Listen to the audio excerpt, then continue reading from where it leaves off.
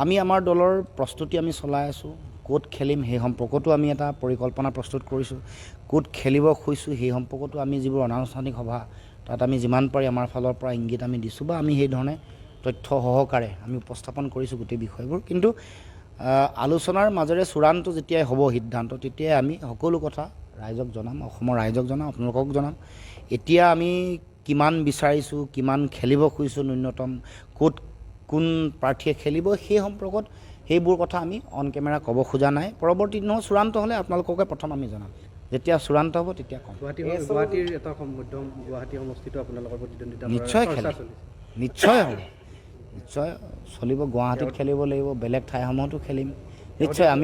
আমি এটা পৰিকল্পনা ব্লু প্ৰিণ্ট এটা আছে, ক'ত আমি জিকিব পাৰোঁ। উইনিবিলিটি থকা এই ফেক্টৰটো কনচিডাৰ কৰা যিসকল প্ৰাৰ্থী আছে, মানে জিকিব পৰা সক্ষমতা যাৰ আছে, য'ত সাংগঠনিক ভেটি শক্তিশালী হৈছে, ডেম'গ্ৰাফিয়ে য'ত আমাক সমৰ্থন দিব, বা জাতীয়তাবাদৰ ঐতিহাসিক ভেটি য'ত আছে, পুৰণা ভেটি য'ত আছে, তাত আমি আমাৰ প্ৰাৰ্থী আগবঢ়াম। আৰু আমি মূল কথাটো ৰাখিছোঁ, বিজেপিক উৎখাত কৰিব লাগে আৰু আমাৰ প্ৰাৰ্থী জিকিব পৰা সক্ষমতা থকা প্ৰাৰ্থীকহে প্ৰাৰ্থিত্ব আগবঢ়াবলৈ আমি চিন্তা কৰিছোঁ।